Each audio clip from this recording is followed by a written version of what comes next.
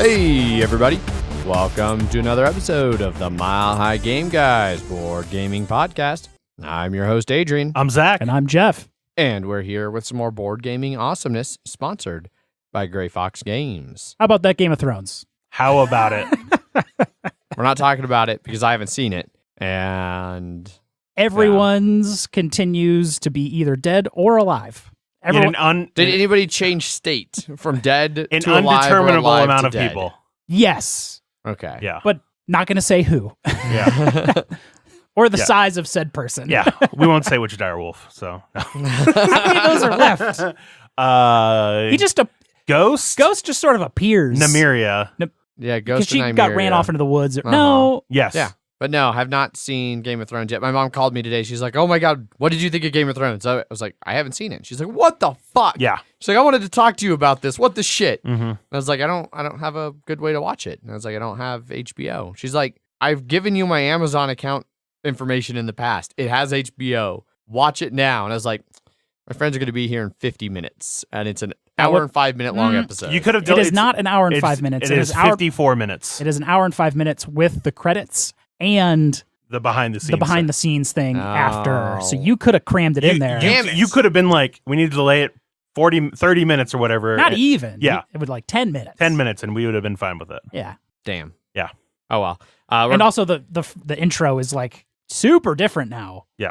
Oh really? Yeah, it's Yeah. a new intro, which looks really cool. It looks real nice. Okay. They've really thinned down your spots. Unsurprisingly, we don't care about Essos anymore. Yeah. But I'll be watching it tonight, so Good. we'll be able to talk about it in the future. All right. Speaking of other things, though, that I've been watching, I started watching Dark Summer, which is a new zombie show on Netflix. Oh, yeah. I saw the pre-thing for that, but I have not watched it. It's okay. I feel I was sold a false bill of goods. The person who told me about it was like, "Oh yeah, it's this cool like zombie anthology that like jumps around from different perspectives of people surviving the zombie apocalypse." And I was like, "That sounds sweet," especially following right on the heels of Death, Love, and Robots or Love, Death, Robots. Yeah. I was all about a cool zombie anthology, and it's not. It's actually like the first episode jumps around a lot, but like people slowly start to converge and then like meet up, and it's turning more into a standard television show. Lame. But Wasn't that from the same people that did like Z Nation or whatever? Probably. Yeah. I don't know. Because I remember my it's way better than Z Nation. Holy shit, Z Nation's Didn't it have not like great. Michael from Lost in it? Z Nation? I don't know. I I don't never. know. That's I think the only other I don't thing know I've who seen. Michael from Lost is. I know who you're talking about, but Yeah. I have no idea because I don't watch zombie stuff. Z so- Nation. Or I mean, Or yes. zombie stuff. Yeah. But it's pretty good. What else did I watch recently that was super fucking great? I've been watching Spider-Man Into the Spider-Verse lately. It's still real good. Yeah. I need to buy that Blu-ray. It's out. Yeah, especially since I drove a shitload this weekend. I did 100 rides this weekend. Good God. Yeah. Seems like a lot. Well, after I got a bullshit ticket, I was like, I better start fucking making money now. According to the cop, I was failing to yield to a crossing passenger or crossing pedestrian, Mhm. which I totally saw the woman and I totally she was like on basically she wasn't crossing. I fucking saw it and I was like I turned, but because the light was walking for people, Mhm. he pulled me over and I was like, God damn it. Even though she was just standing on the corner. Well, I mean, she might have walked a little bit. Like when I was turning, yeah. she wasn't walking. Okay. But I don't know. Yeah, bullshit. Lame. Yeah. $170 fucking dollars. Wow. Jesus Christ. I dodged the street sweeping that started this week Nice. in my Ah. neighborhood. So Nice. didn't get that $50 ticket There for you go. street sweeping. Saw Yeah. plenty of tickets out there though. Are you able just to move to the other side of the Oh street? yeah. Okay. Yeah, I just moved to another street. That's fine. Like I mean, is it not even like you can't just go to the other side of your street? Oh yeah, you can go to the Okay. other side. All right. But I Yeah, usually- because it's like this side Thursday, this side Wednesday. but I just kind of go around the corner, Yeah. which is the turn I have to Yes. make to go to work anyways. Yeah. So I mean, your house is like the house you're at is on the corner, right? Or like right before it? yeah, right before. Okay. Denver makes a shit ton of money off those street sweeping tickets. Absolutely. It's fucking ridiculous how much money they make off those. I was It's coming- kind of I bullshit. was coming home from work and on one street I think I saw 8. Sounds about right. Clearly they forgot. Mhm. It was the April through November. Once a month. Yeah, it's out of control. On I'm glad I various don't have to worry about that anymore. First Same. through fourths, Mondays through Fridays, I think. Yeah. Yeah. It's just whatever random ass street you live on. Yeah. Pretty much, yeah. the most recent information a quick Google pulled up for me was from 2016. They issued 138,000 tickets for $6.9 million for street sweeping. So just people who happen to park in the wrong spot. Fuck you. Pay us a bunch of money. So I'm not sure they even actually street sweep each time either. Like, right? If there's enough cars there, then they're like, well, what's the point of doing it if we're not gonna be able to get it the street? I guess. But yeah. Or they but go those through... ticket people definitely come through. through. Oh, no, 100%. Every time. Yeah. Well, and they come through both before and after, which is kind of annoying too. Because like there was one time I got a ticket when I was living at my old apartment in Denver. Yeah, they'll come. Where like I saw the street sweeper go by and I was like, oh, cool. It already went by. I don't need to worry about it. Nope, you sure do. That was a mistake. Yep, 8 through 5. You better not be fucking parking there. Yep. Yeah, it really, really pissed me off. Yep. So yeah, fuck Denver street sweeping. Yep. That's why we don't live in Denver anymore. I mean, it's certainly one of the few things I don't miss about living in Denver. I'll put it that way. Yeah. I adulted hard today. We went and dropped Jester off because we're going to be going out of town after we finished recording tonight. And then That's right, I didn't see her today. Yeah. And then we had... Yeah. And then we didn't really have any plans during the day. So we went out to Golden. We went for a nice walk along Clear Creek. And then we got home and we'd been talking in the drive and it was like, ugh, it's like we need to start getting some things going for cleaning up the house, the outside, getting things presentable. And so I ended up being voluntold that I needed to go clean the gutters. And then while I was up cleaning the gutters, I was like, my neighbor's tree is like really hanging over my house in a bunch of spots. Hey, hand me up those, that really big, long trimming pole that we bought, Megan. And she did. And I removed, I don't know, a lot of tree branches from above the house. One of them I had to even saw through. Very exciting. Yeah. So cleaned gutters, swept the roof, chopped a bunch of trees, tree limbs. Got a sunburn? Not really. Okay. Thankfully. But yeah. Very exciting. Indeed. What about you guys? Anything else exciting going on besides Game of Thrones? The mass exodus at work continues. Yeah. Yeah. I don't envy you that. No. One guy put in his notice today. One of my teams put in his notice today. One's probably going to put his notice in Wednesday. And then one is going to packaging tomorrow. So that's 3 down. That leaves me with me and the 2 truck guys. Fun stuff. It's unfortunate. Yep. Maybe they should, pay more than garbage. And that's asking a lot. Treat their employees even moderately reasonably. Mm-hmm. That's definitely asking too much. Yes. All of we live in America, right? Right. It's right to work. Yeah. Yeah, you guys should unionize. Yeah. See how fast they fire everybody then. I'm surprised they don't just call it like privilege to work. Yeah. Good times. Mm-hmm. But I get a 4-day weekend this weekend. That's pretty sweet. And this is your birthday, right? It's my birthday Friday. It's your birthday. Because Easter, we're not shipping Friday or Monday. So Gotcha. Yeah. Cool. 4-day weekend. There you go. Got anything planned yet? Nope. Haven't thought about it at all. How drunk can you get while on your blood thinners? I can easily get drunk. Well, yeah. How drunk are you allowed to get? I don't think there's How drunk is it safe for you to get? The falling down limit is really it. Because I don't want to fall down because that will be a disaster. Yeah. I mean, at least then the weight would be off your leg. Depends on how you fall down, I suppose. All you got to do is just stay down already. Just start drinking from the prone position. Then you can't fall down. Just stay in a chair. Yeah. Drinking. So wherever you go drinking, make sure they have like really smooth hardwood floors and just shimmy around on your belly. Yeah. Yeah. Army crawl. Army crawl. Yeah. And then when you have to throw up, you just do it. Yeah, you just do it and then you crawl through it to continue on. Yeah, great. Then you're cleaning up after yourself. Yeah. It's the responsible thing to do. Drinking responsibly yes. is what it is. Yeah. Yeah. A man crawling on the floor, covered in his own vomit. Hope everyone enjoys that image at home. Yeah. Right on. Cool. Well, since it seems to have been a kind of a boring week for all of us. Yeah. Megan and I had our 6th anniversary, which was pretty cool. Fun. Yeah, didn't really do a whole lot. Made a really nice dinner. But yeah, I don't think I really did much. Just worked. Cool. Yeah. I saw Shazam. Oh, you did? Yeah. Nice. Yeah. What'd you think? Did you end up seeing it, Zach? Yeah. Well, he's got the movie pass. Yeah, I think I talked about it last week. Yeah, that was the first thing you saw in the movie pass? Yes. I was going to see Pet Sematary, but every time I was like, meh, I'm okay. And then I thought about that's what's out right now. Hellboy until I saw the reviews, and I was like, no, thank you.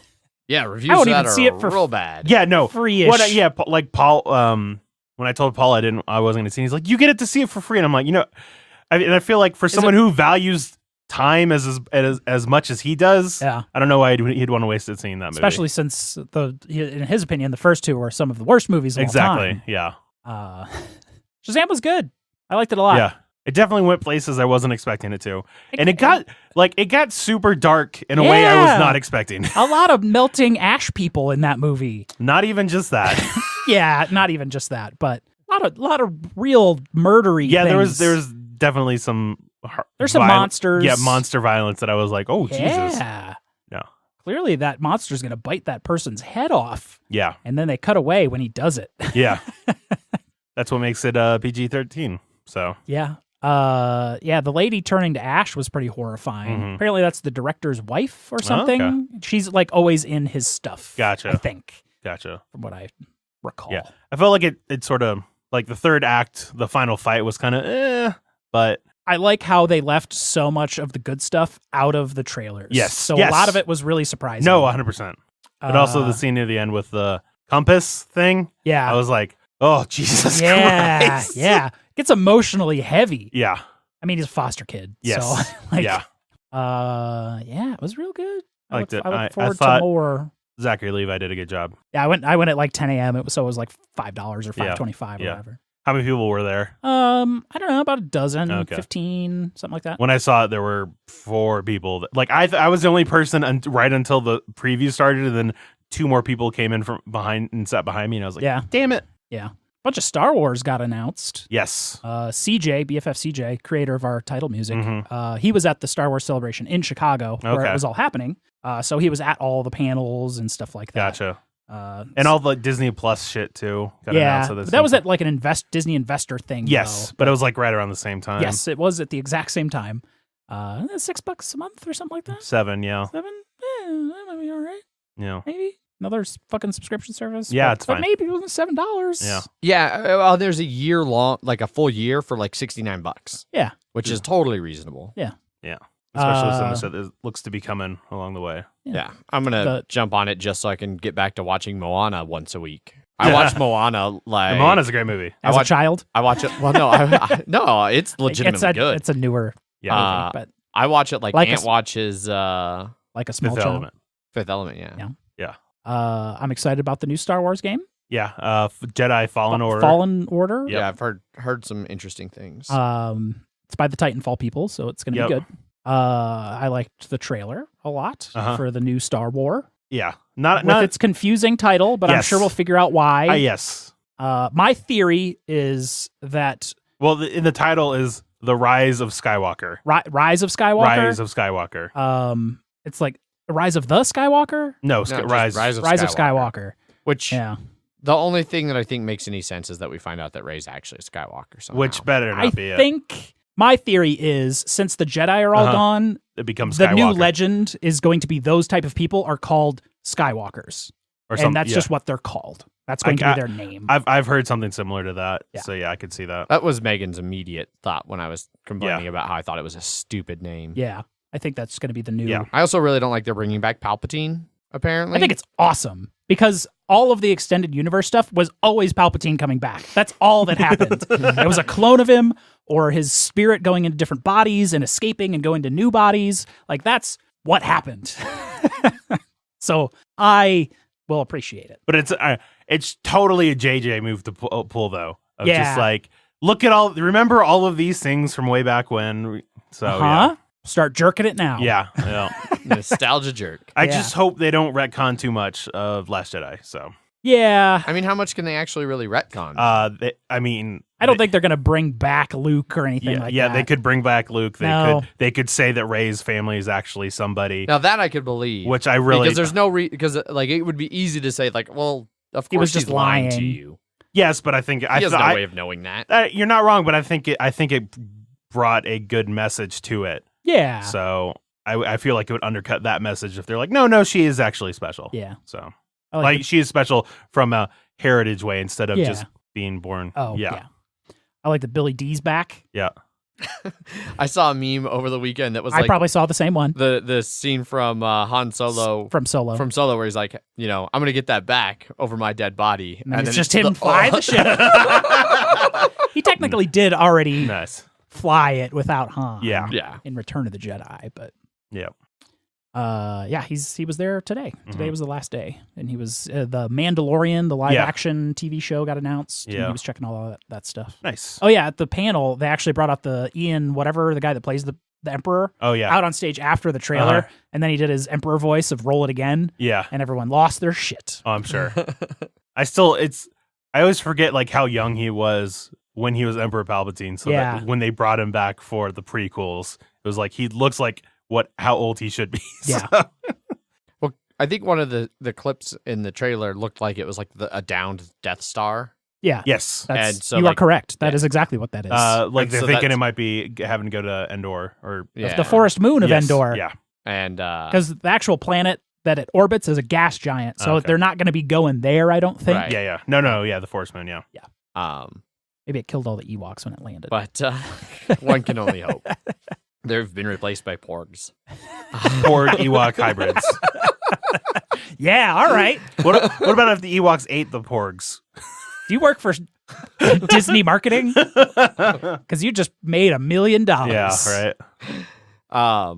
But yeah, so we'll get to see a super burned up, like half crushed Emperor inside the ruins of. Or he's going to be like an evil Sith ghost or something. Probably more. Or half robot spider, like. Yeah, all right. Jeez. They had the trailer for the new season of Clone Wars. I heard about that. Yeah. I watched a couple months back all of the Clone Wars, and it was real good. And I'm looking forward to this new season. Nice. I haven't watched anything after that. There's like Rebels, and now there's like a Resistance. Resistance, yeah, which is like now times. Yeah, like before or something like that. Before Force Awakens. Maybe, I don't know. Like, I don't know. Yeah, we'll see. Cool. That's the Star Wars update. 5 minutes. Yeah. All right, let's move on to what we've been playing. Let's talk about games because we've played some games, including Jeff finally got around to playing something that he should have played a long, long time ago. Jeff, what have you been playing? I played The Expanse. That's not what I was referring to earlier, but we can talk about that too. Yes, because I played The Expanse because, I mean, Danimal sent it, so yes, I should probably play it. It's a fun game.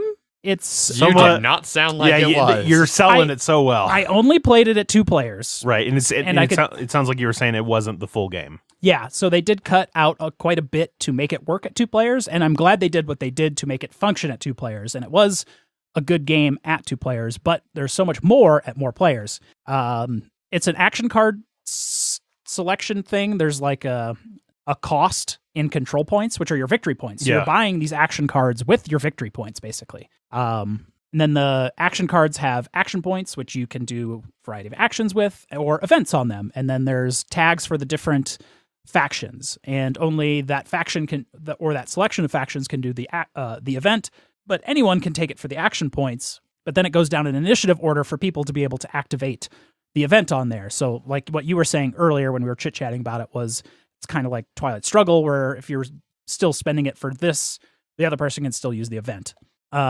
It's split up. It's like the solar system, and it's split up into various bands and bases, and it's just about influence control on these bases. Gotcha. There's 6 scoring cards that go into 3 stacks that you will then shuffle kind of epidemic style. And once the 6th scorecard comes out, game's over. Final scoring happens. So if there's still multiple scorecards in the action track that didn't get scored, or no, because it doesn't score unless you select it. Gotcha. So if that 6th one comes out, boom, game's over, you go to final scoring. So you have to kind of think about that variable timeline that can happen. It's just a little shit fleets and cubes, so Adrian will love it. It's not overproduced in any way, shape, or form. Fuck yeah. Love me some good, adequately produced games. Yes. There's some, like, as you score, you unlock technology cards for each of the factions, so they have a little bit of a unique power, like the UN can buy the first 2 for 0 instead of could buy the second one for 0 instead of 1, but then you start getting like diplomats that are worth 2 influence, and then open warfare starts where you can actually start attacking other people's ships, and then you get like a tiebreaker power. So like the UN can break ties on their 3rd tech on bases. So normally if it's a tie, everyone gets 2nd place scoring, but they'll break ties. Mars gets one where they break ties in orbit because their ships are better. So they get like fleet control easier.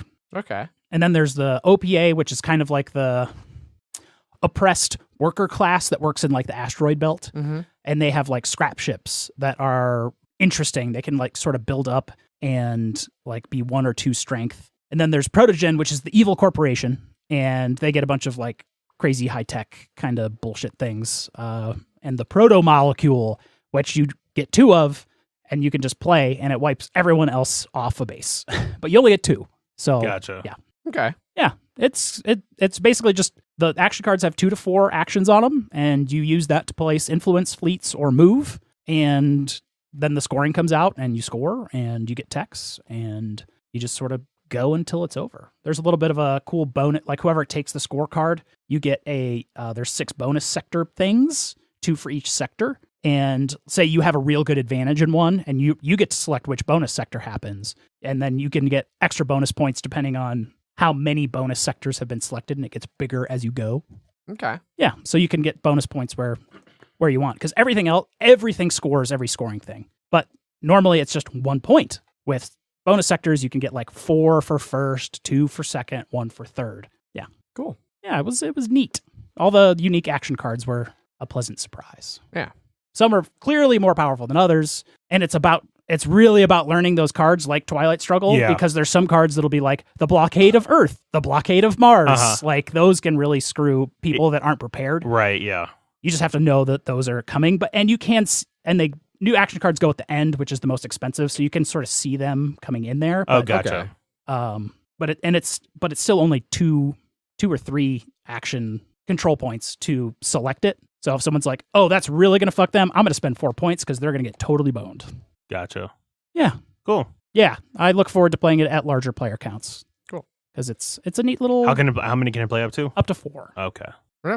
That's the Expanse. Yeah. The interaction level will definitely go up with more players. It's a little hard at lower player counts because it's like you have to spend 2 actions to destroy one person's fleet, and that could be a whole card. Gotcha. Yeah. And it takes only 1 action to rebuild a fleet. So it's really just sort of trying to kill some stuff that's way far away from where they make fleets, and so they can't get back there really fast. Okay. Because Earth and Mars, so you know, really close to each other. I did not know that. Yeah, sort of in the same orbit. Neptune and Jupiter, however, those are a little farther out there. Just a little bit. Yeah. Several AU. No, maybe. Several. Yeah. AU is distance from Earth to the sun, right? Yes. Yes. Yes. Neptune would be multiple 8. Or multiples. gold. Huh? Isn't gold also AU? It is. Gold? The elements. chemicals. Yeah, the yes. elements. Okay. Yes. Anyway, so yeah, that was the Expanse. So I'm gonna start trying to remember to say the name of the game after we talk about it for several minutes. People apparently really like that. Yes, I do. The Expanse was talked about. Yes. Which one was it? The Expanse? Okay. What else did you play? I also played for the first time The Azul. Expanse. No.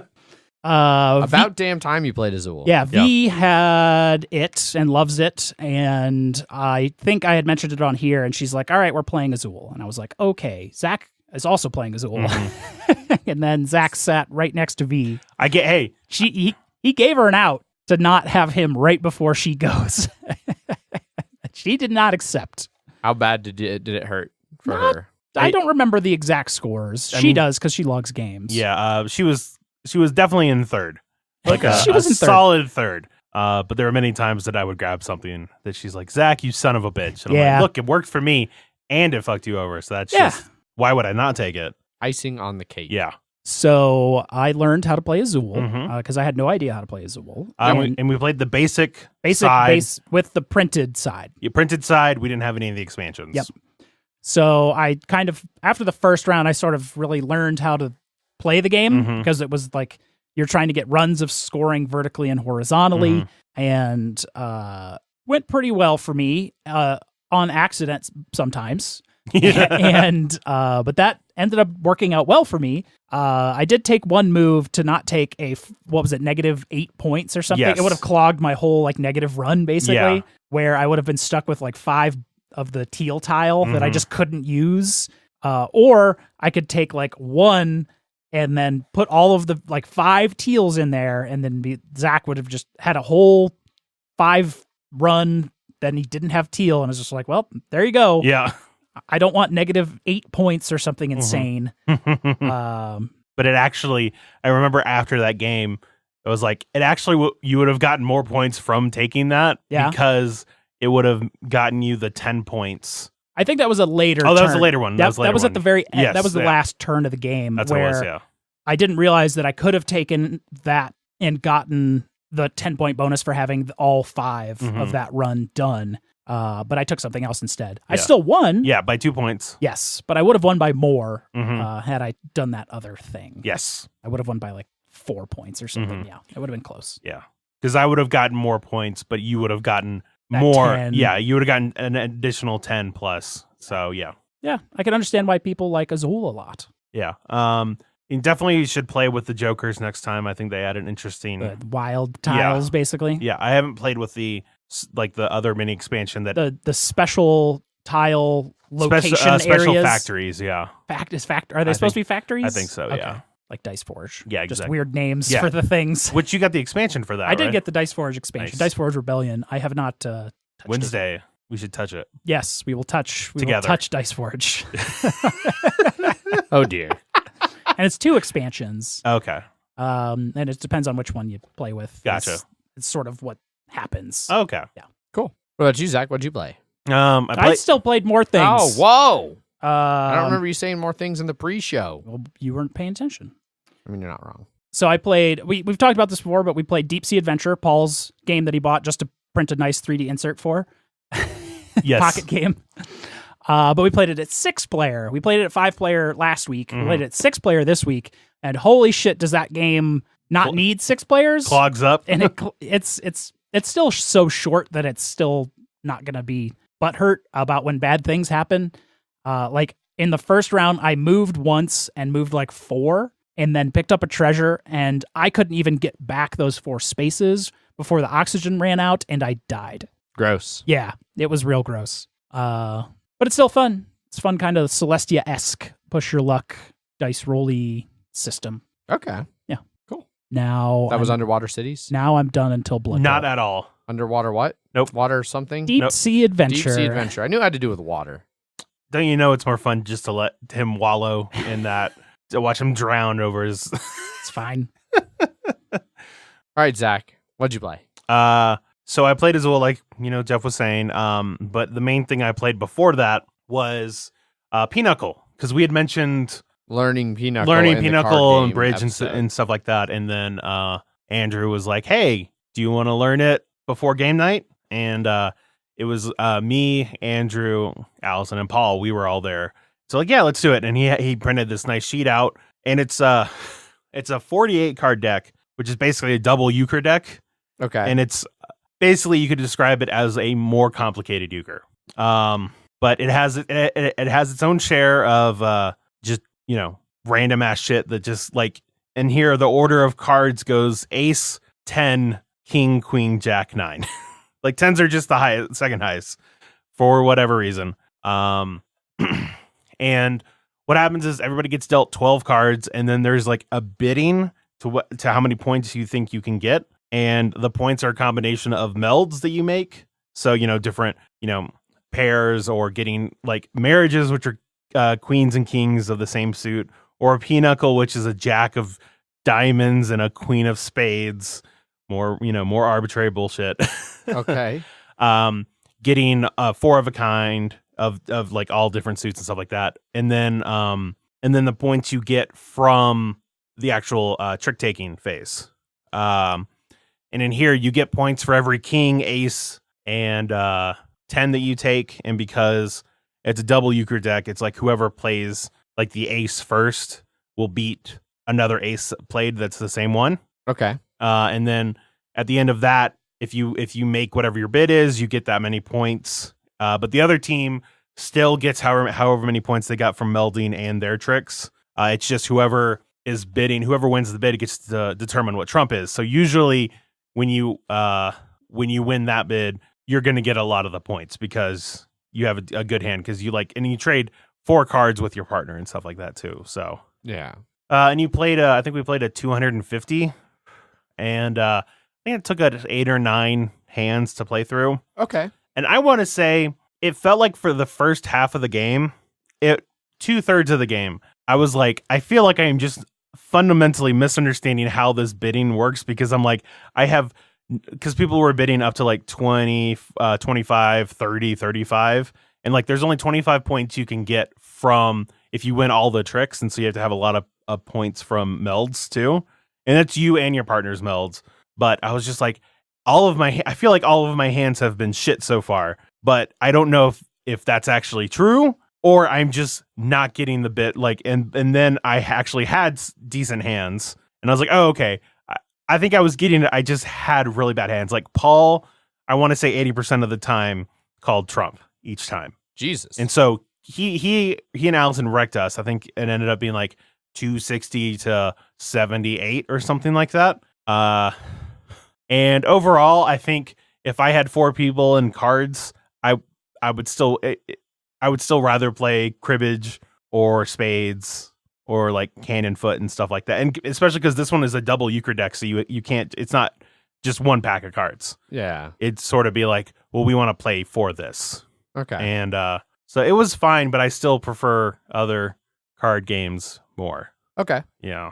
Yeah. I remember hearing a little bit about Pinochle. A lot of Megan's Michigan family plays it, and I think some uncles or somebody was playing it one time one of the last times I was up there, but I was busy doing something else while they were playing. I think any place that plays euchre I could also see them playing this. So. Okay. Cool. Anything else? No. Right on. Yeah. I didn't really play much. Like I mentioned earlier, it was Megan and I's 6th anniversary this past week, and it happened to fall on game night. So instead of going to game night, despite the fact we met at game night, we decided to spend our anniversary together doing other things. And so I didn't get to play any games there. But Friday, Megan worked, and I decided to get some people together. And I hadn't played games with our friend Ben or Blaze in a while. So I got a hold of both of them to see if they were available, and they were. And Blaze's girlfriend ended up joining us as well, and the 4 of us played Root. And I've been dying to play Root since I got it for my birthday, along with the expansion, because I really like Root, and somehow I've managed to miss out on almost every single game of it that you guys have put together since like the first time I played it or second time I played it. So I put it together, taught them. I thought the teach overall went pretty well. I'm getting better already at just understanding how to explain that game. It's not a very complicated game, but it's a weird one to explain. You know, people want to know, like, well, what do you do with cards? It's like, well, it depends on who you are. Yeah. Like, for some people, cards are really important. For other people, they're not. Like, or they're important different ways, and you're looking for different things and stuff like that. So, you know, like, how do I know how many actions I do in my bird song? Well, depending on who you are, that's different. Like, so it's just kind of going around and teaching everybody a little bit about their faction. But still really enjoy it. Ultimately, I was Woodland Alliance, and I am still just not very good at Root in general, but definitely not at Woodland Alliance. They also, because I was the only person who played, they all seemed to think I was the big threat, and so they really just never let me get a foothold on the map. Every time I'd get a little bit out there, somebody'd send a big old army in and smash me. And yeah, which is ideally what you want with a Woodland Alliance, because once they get their grubby little hands in a spot, it's really hard to get them out. So yeah, so that was kind of frustrating for me. Ultimately, like, Blaze was the marquee, and he was kind of getting his butt kicked by everybody. And Ben was the Irie, and he started building up this massive decree. Like, at the end of the game, his decree was like 10 or 12 cards. That sounds familiar, yeah. Yeah, and it kept being like, okay, he's going to collapse. Like, he's going to turmoil. Did anybody try and force him, or they're just like, oh, he's... Not until, like, the last 2 turns of the game, where it's like, all right, he keeps not doing this. We need to make sure that this happens. And then he kept narrowly avoiding it. And he was able to sneak out the victory. Because, holy shit, if the Irie isn't turmoiling, they score points crazy fast. Irie, Irie. Yeah. Same difference.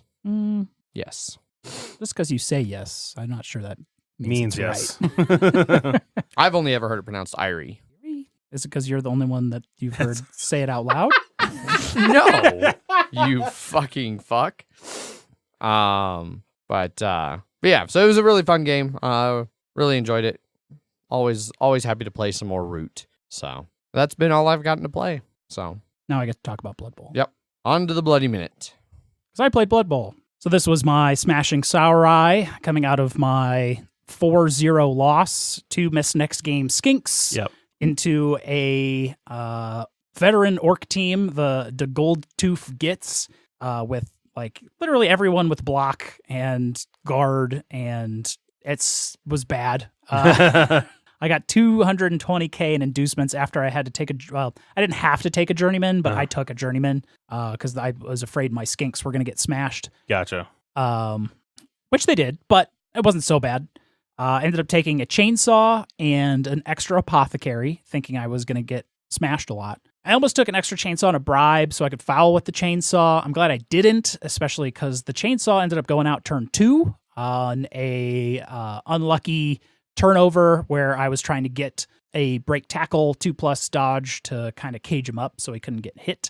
Oh, yeah. Unfortunately, that did not work. Otherwise, the game went better than I thought, besides him constantly breaking my armor. I mean, he did have Mighty Blow, but it wasn't as effective as I thought the Mighty Blow was going to be.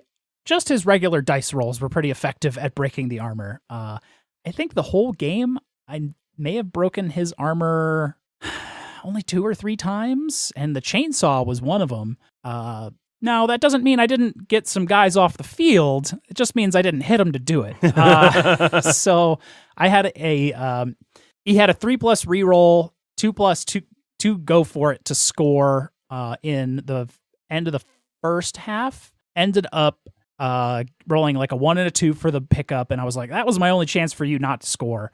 But he was stuck on the sideline after that, so I was able to dodge a skink over there and blitz with a Saurus, and off he went to the KO world. As I was going to score earlier in the half, he didn't really have a way to catch up with the skink except to throw his goblin at my skink, which you can totally do. Yeah. So he did throw teammate. The troll wasn't stupid. The troll wasn't hungry. Made the pass. The bounce almost took the goblin out of bounds, which would have just basically been the same as a surf. Right. Ended up landing. you just throw him into the audience. Yeah. It's basically what happened. Uh-huh. He did scatter into the audience once, into the crowd, and came back. But then he failed the landing. Nice. I rolled armor, broke, casualty.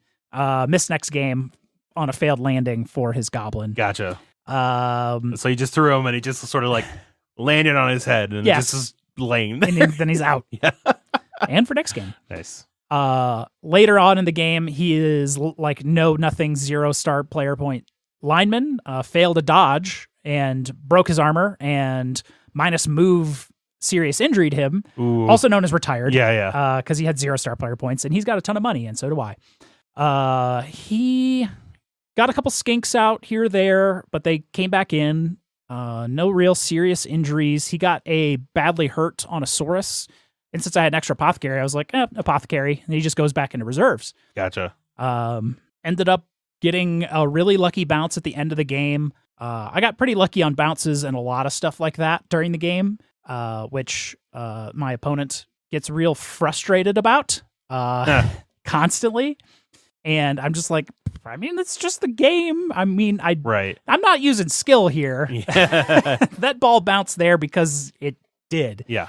And so towards the end of the second half, I was able to get a pretty easy 2-0 score. And then we just had a couple turns of sitting there and hit each other. And then the game was over and I won 2-0 Nice. with no major injuries or anything like that. What's your record now? I think it's 9-3-3. Okay, for this season? For this season, it is 2-1-1. Okay. How many games do you have left in the season? 3. Okay. I have lizards, and Nurgle. Woo. Woohoo. Yeah. You said Paul is next? No, the other lizard player is next. Then Paul? Then Paul. Yes. I forgot my second skill on a Saurus, finally. The 2 lizard teams I'm going up against are much more well-developed teams for lizards. So I'm going to be getting some inducements. Gotcha. I think Paul and I are fairly similar, but I think it's just because the skink. Yeah, I have one more player on my team, but he has like 2 skills on all of his Saurus. Oh, damn. So I think he must have just lost his his Crocs recently. He has a fresh Crocs. I think he just sold them off because he had 3 skills that weren't doubles, which is absolutely understandable. Punk ass bitch. Yeah, I seem to remember him talking about that before. Yeah, like that's the same thing's going to happen with my skinks here pretty soon because they're going to basically if the skinks don't get doubles or plus move or something like that, you just retire them and get a new skink. Gotcha. Because they're fairly cheap, only $60K. So yeah, that's the blood bowl. I won. I was not expecting to go in and win. I thought I was going to get smashed, and that was going to be that. So it went much better than I thought it was. That's good. Yeah. Cool Indeed. Well, that wraps up the Bloody Minute. So let's jump over to some news and Kickstarters.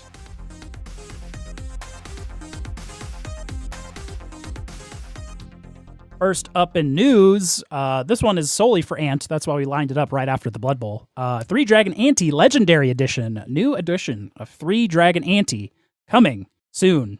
Yes. So, yeah, from WizKids. From WizKids. Duh. Yeah. $25. The new edition will maintain the original gameplay. So you don't have to worry about that, Ant. They're not going to change it up. And also, Paul, you can continue to ignore it because it's not going to change how it plays. Yeah. But it will...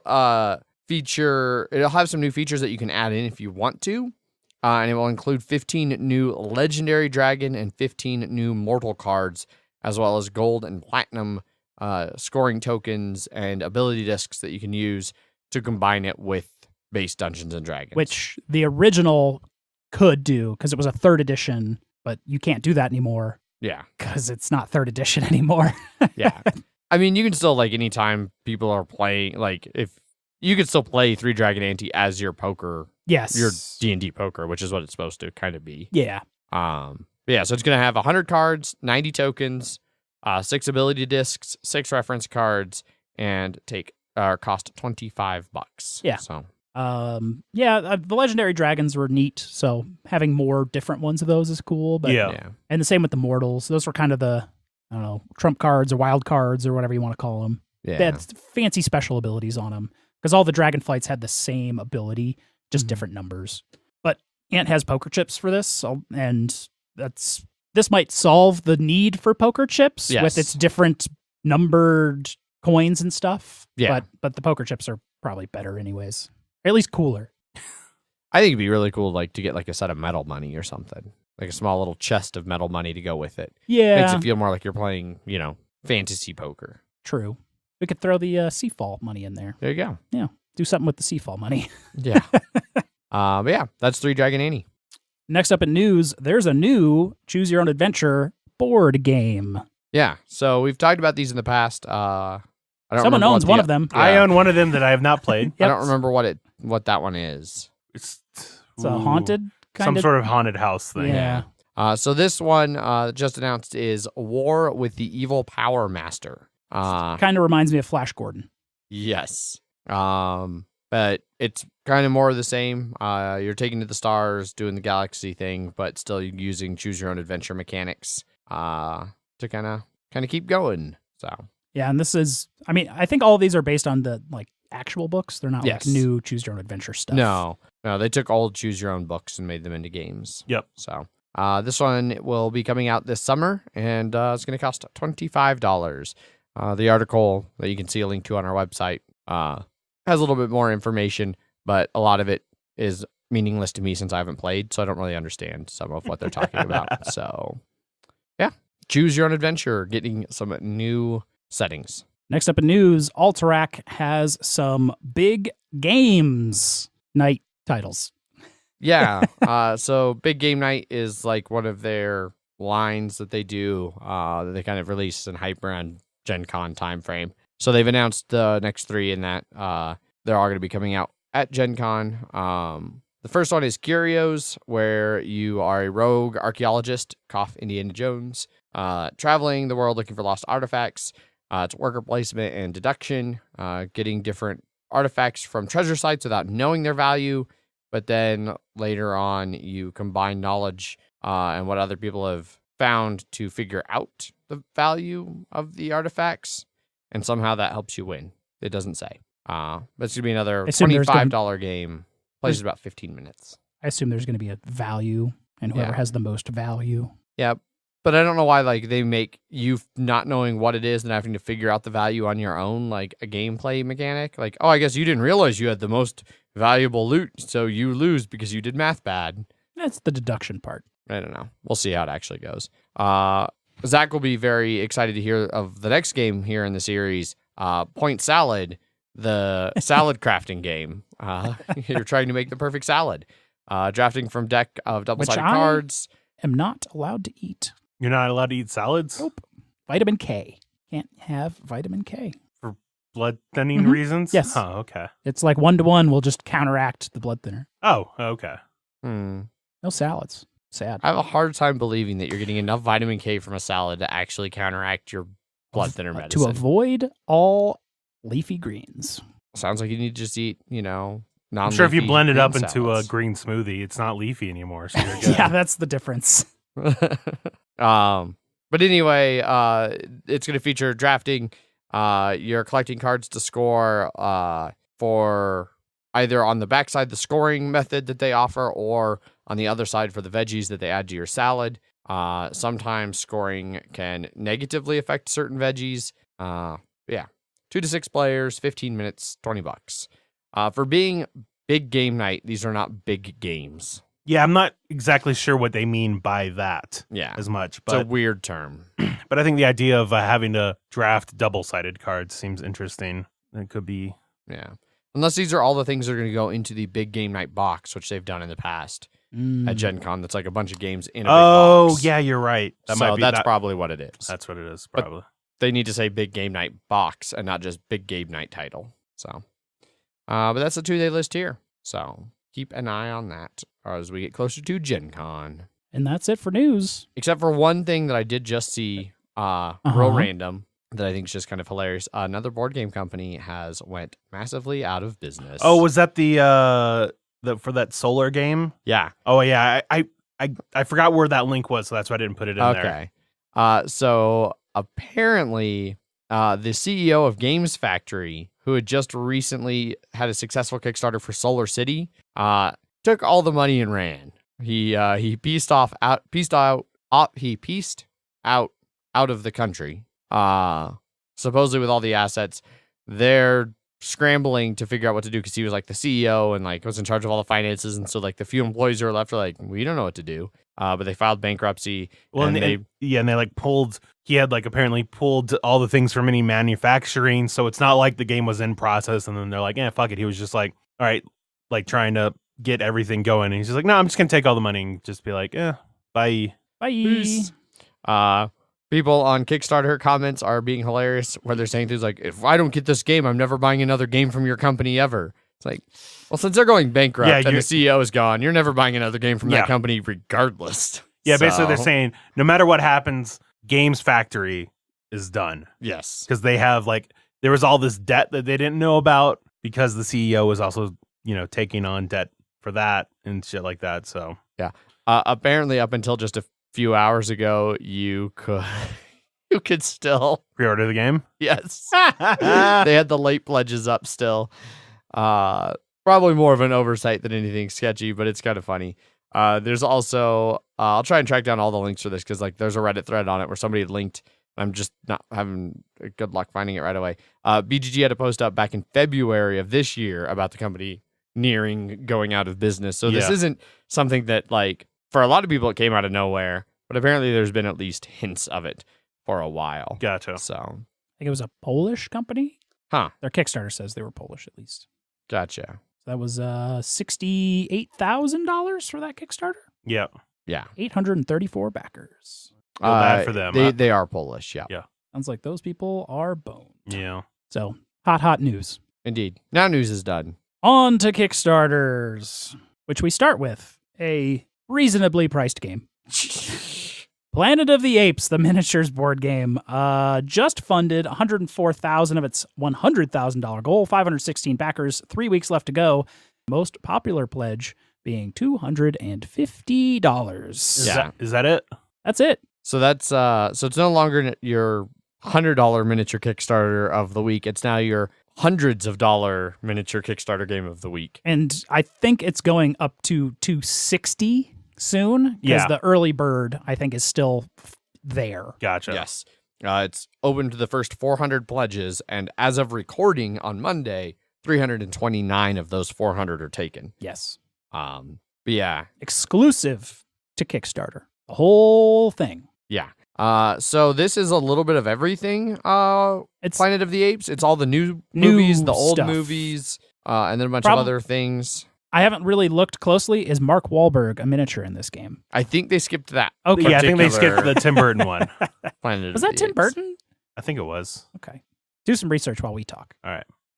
All right, fine. I won't contribute. The most bizarre part of this is like a whole section of the Kickstarter is devoted to these giant trees you can add. Yeah, which That, makes like, sense. I don't- but I'm not sure they matter for the game. I'm sure they do because you can put the monkey people in the trees. Yeah, I guess they have even spots for them. Yeah. It was Tim Burton Okay. because it has what's her name? That's Helena Bonham Carter. Yeah, that's she's in every fucking movie he's ever Yeah. made. I saw that movie at a drive-in that was followed by that Final Fantasy Spirits Within movie. That was a bad night at the drive-in, wasn't Yeah. it? Yeah, these trees are huge. They show a dude holding one, and they're large. Yeah. Large and in charge. Also a cool thing in this, it's not just the new movie stuff. There is still some Charlton Heston ass the stuff old- in here. Old stuff. There is a ton of like you play the movies scenarios, I guess. So you have like the Charlton Heston astronauts and humans versus the like Dr. Zaius Planet of the Apes people. You know, the crumbled Statue of Liberty. God, what is that from? What? Dr. Zaius. The Simpsons. Okay. that's Okay. It was Planet of the Apes musical. Yeah, that's what it was. Yeah. that was what was immediately going through my head too. Chimpan A to chimpanzee. Nice. Looks like there's a few different modes of play that you can do here as well. When you set up for more random player, you can do 1 to 4 players, and then you can kind of set your time: 30 minutes, 60 minutes, 90 minutes, 120 minutes, and then you choose your mode: ambush, attack, or defense. And then you play through however you play through. I've scrolled through this Kickstarter several times and don't really see how to play. Like many of the Yeah. mini games. Yeah, there's a powerful AI apparently, but I can't tell if it's the apes or the people. Lot that I don't know here. The miniatures look pretty good, especially the painted ones. Yeah. But yeah, And this is from WYSIWYG, also known as WYSIWYG Games. yeah. What you see is what you games. Gotcha. Yeah. Who also did Z First Impact, canceled. So this is kind of their first Kickstarter. Oh dear. How did they get the rights to Planet of the Apes? Let's hope they have the rights to Planet of the Apes. Wouldn't be the first time that this has come up. Yeah. Oh yeah, that's a thing you need to do. What? We'll get the rights after we're successful. Yeah, it's fine. They probably have the rights. Yeah. I hope they have the rights. Anyway, Have you already put down that $250, Jeff? that's Planet of the Apes. Go. I'm not sure if everyone heard me shaking my head, but no. I feel like it translated. The deafening silence really spoke for that. Next up on Kickstarter. Next up on Kickstarter is one of my favorite apps turned board game. Kingdom Rush Rift in Time, extremely well funded, 368,000 of its $20,000 goal, 4,900 backers, still 2 weeks left to go, and its most popular pledge being its a deluxe edition for $79. Yeah. So Have you played the Kingdom Rush I have games? not. So how about you talk a little bit about what the games are, Jeff, since they're some of your favorites? They're tower defense games with a hero unit that can move around, as well as various powers that you can be like, I'm going to spawn 2 dudes here to kind of hold up guys, or a big blast, or something else. All the heroes have different powers and upgrade their powers as things go. And then there's waves of things that get gold, and then all of the towers can upgrade, and then they split into various upgrade paths. As you play through the game, there's a bunch of fun achievements and Easter eggs and things like that. This seems to have a very similar, this has the exact same art style as the app. Okay. So kind of the cool thing about this, they talk about how it's really tough to design a tower defense board game because it can be very fiddly and tedious. Like, oh, we're throwing a wave of 100 monsters at you, so you have to move each monster individually, track its health. Like, none of that really works. So the way they kind of they found to come up to kind of get around that is they made horde cards. They're a 5x5 card with a shape of some monsters on it. And each tower basically does damage in a polyomino shape.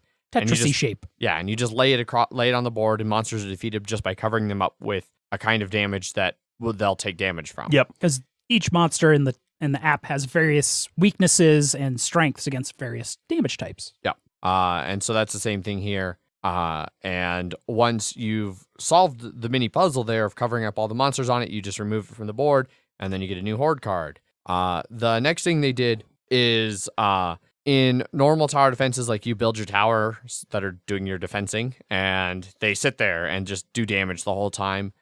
In this one, the rift in time of everything has made everything unstable. Unstable towers. Yeah. So at the end of every round, players take the tower cards they played and pick them back up. And to upgrade them, you have to pass them to a partner. So each round you have to decide between using towers to fight for hordes or passing them to make them stronger in the future. Yeah.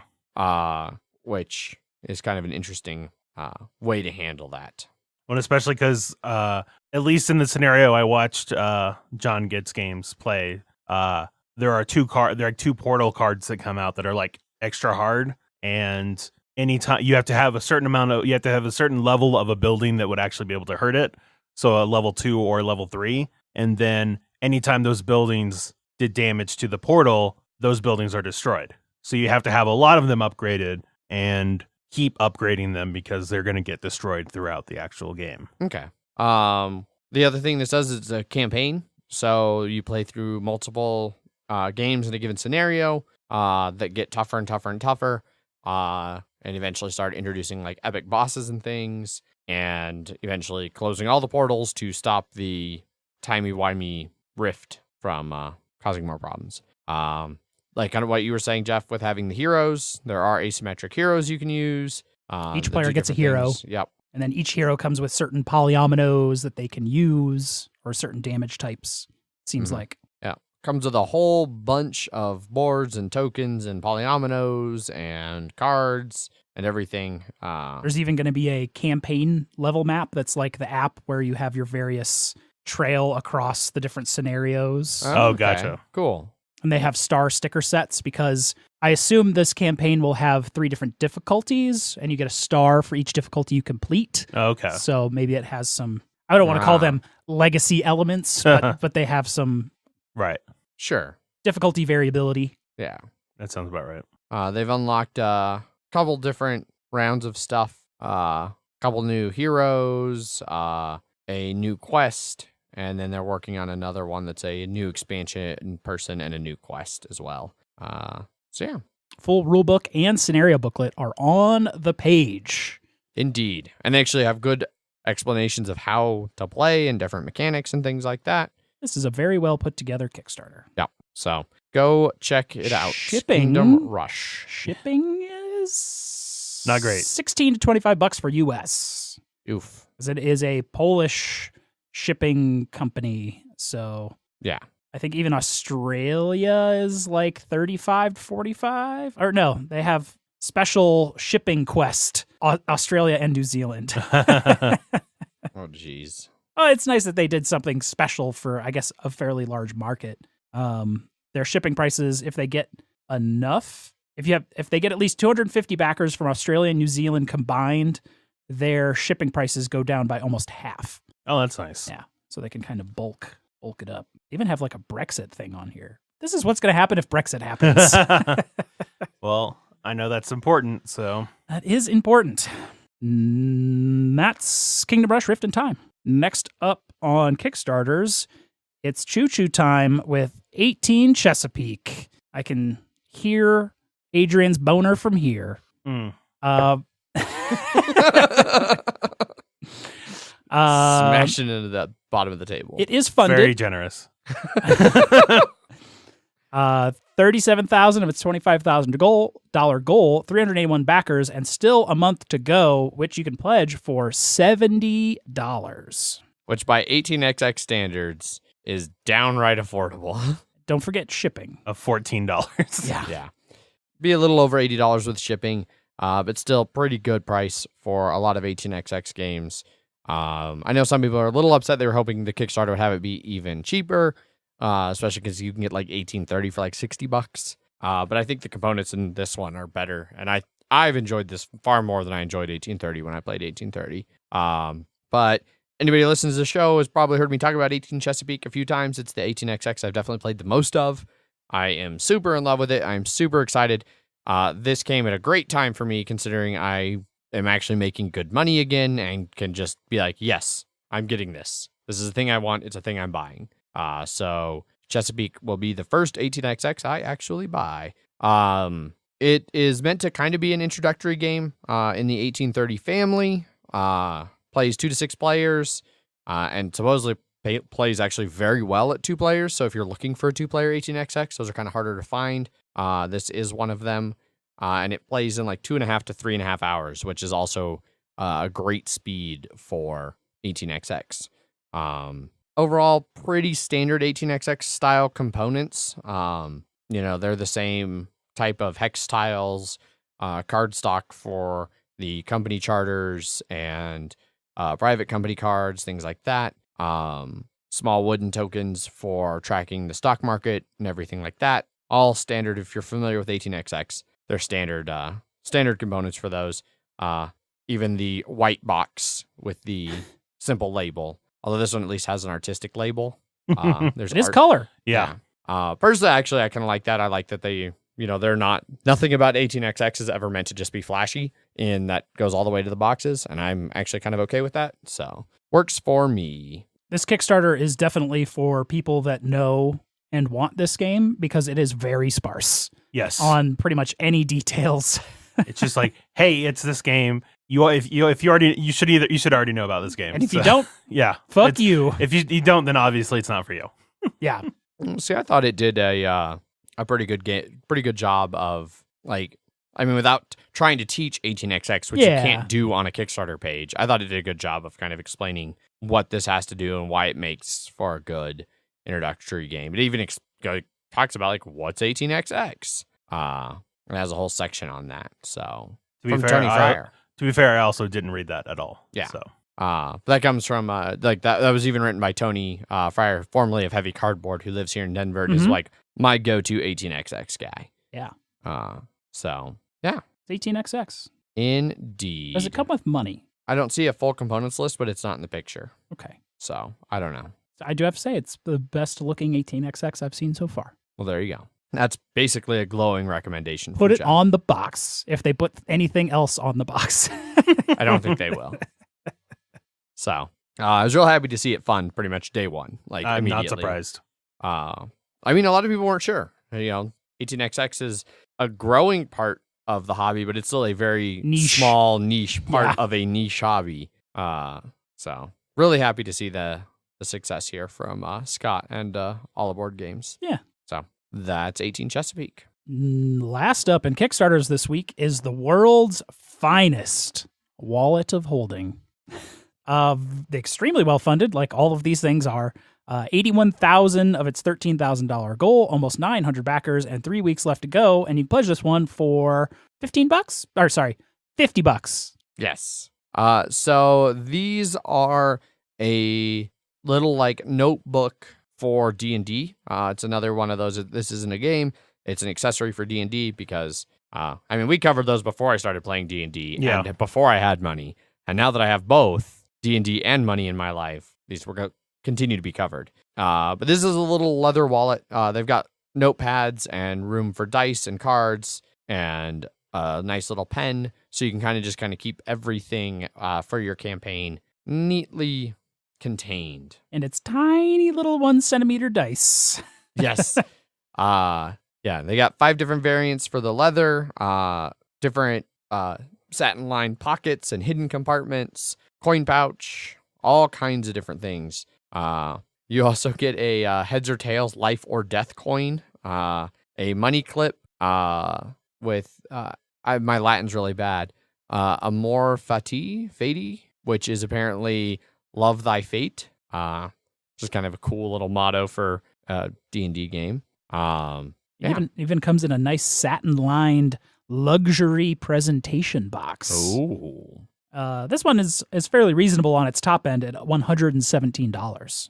Where you get the wallet, the dice, and the premium pen. Yeah, which I don't know. I might have to do that too because it looks real nice. With a free money clip. I wish it didn't have their logo emblazoned on the back of at least this one here. Oh, yeah, I see what you're talking about. I don't need to see Game Tea England in the back of it, but meh. Meh. And that's it for Kickstarters. That wraps up news and Kickstarter. So on to some listener feedback. Which we begin with emails. Emails at milehighgameguys.com. This one comes from M, a.k.a. Matt. I have time.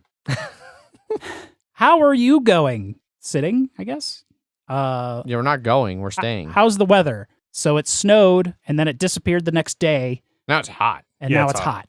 And it got up to 80, and then it snowed, and then The next day. the next day, and then it got up a little warmer, then it snowed a bit again, and now it's back up to 75. Mhm. So Yeah, I saw 80 when we were leaving Golden on our car one, but Gotcha. I mean, it had been sitting in the sun. yeah, And then being up on the roof, cleaning out the gutters and trimming the tree today, that was real toasty. I'm sure. Did you see the local sports team sporting? I think the only team, well, there's the Rockies, and I don't think they've won a game yet. That's the baseball. Which I'm okay with. Yeah.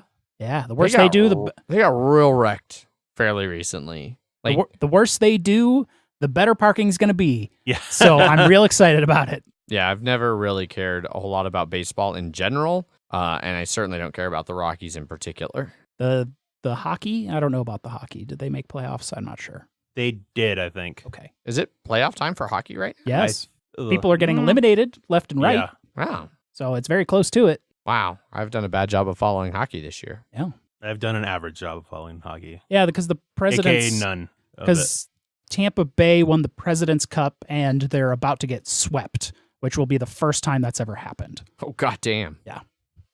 Y'all been great. Love the old game reviews. I should send you a copy of this fantastic Australian dexterity game called Test Match.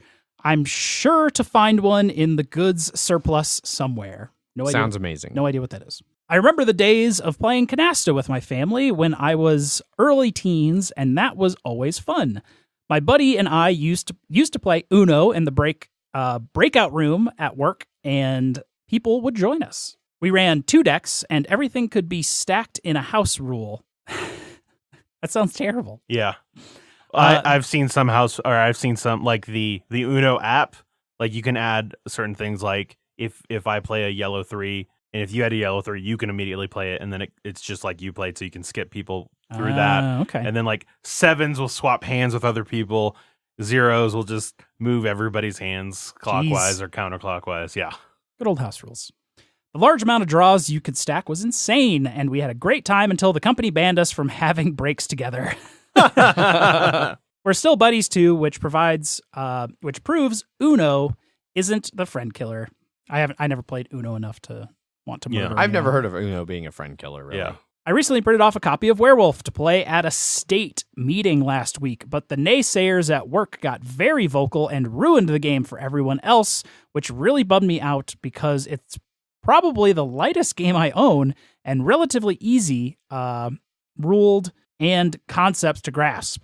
I wonder I guess they're rowdy Australians, so maybe that was the problem? Maybe. Yeah.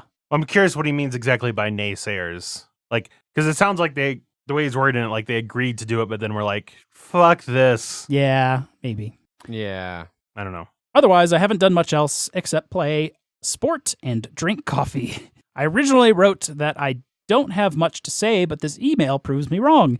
I'm only writing it because Adrian said I have time, and I felt obligated to send something in.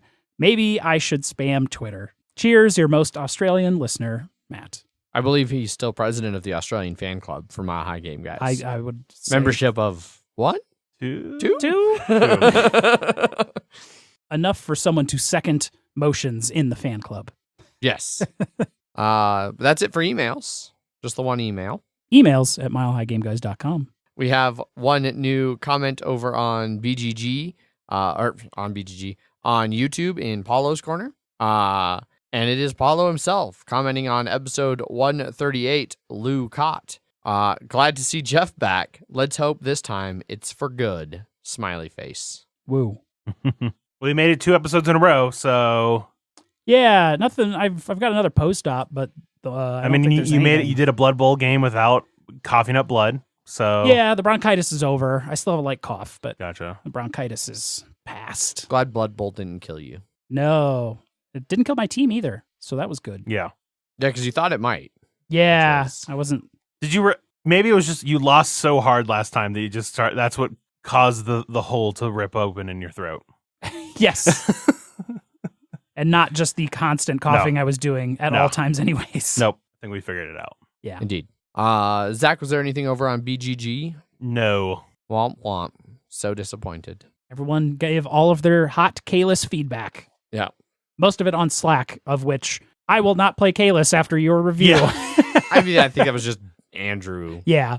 which ironically is probably one of the people who would actually enjoy it the most in the Slack channel. But I guess we'll never know. indeed, unless I play a game with them sometime, which I guess I'll be like, dude, we're playing Kalis. Just remember, Andrew, you can always say no. Yeah, that wraps up listener feedback then. No more listener feedback. If you want to give us some feedback, you can do so by getting in touch with us. One of the ways to do so, emails. Emails at milehighgameguys.com. You can also follow us over on Twitter, where I tweet under @MHGameGuys. I am Zach_MHGG. I am Jeff_MHGG. We have our BGG Guild over there with those weekly episode posts in guild number 2731.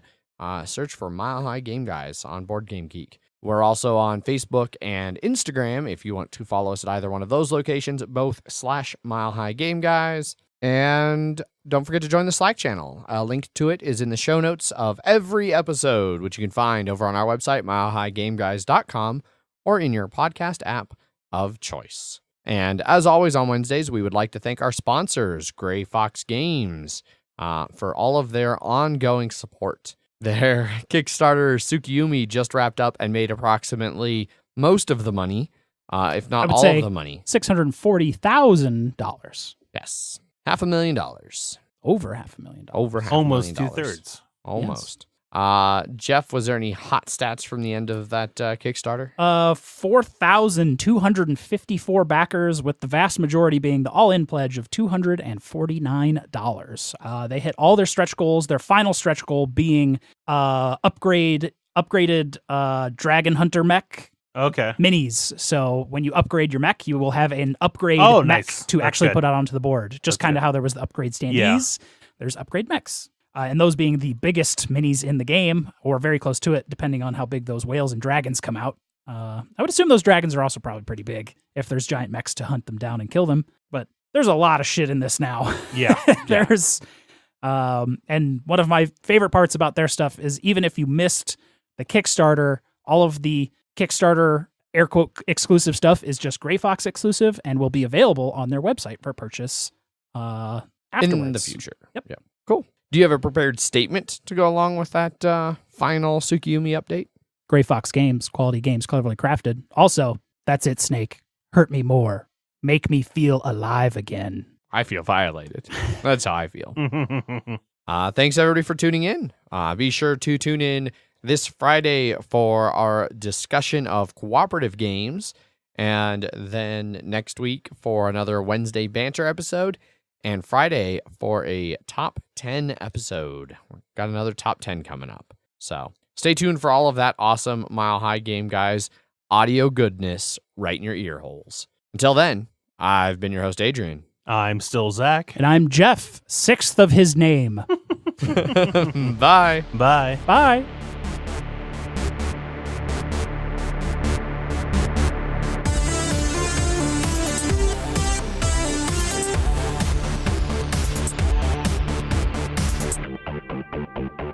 Yeah. She That she was is. Sansa's that chomped the hand. Well, and then No, there's yeah. or- No, it was. You know, Sansa's was Lady, Yeah, and Lady did get killed. But Yes. yeah.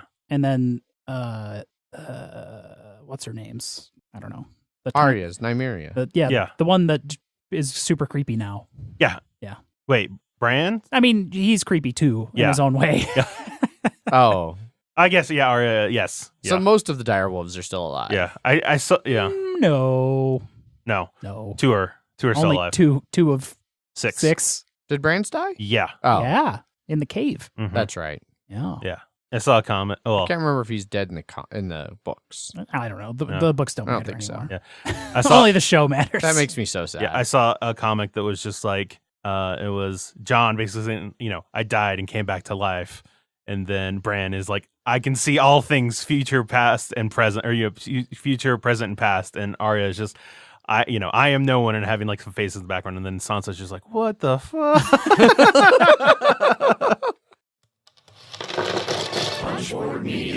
Where we all Bring something to the table. pull up a chair At punchboardmedia.com.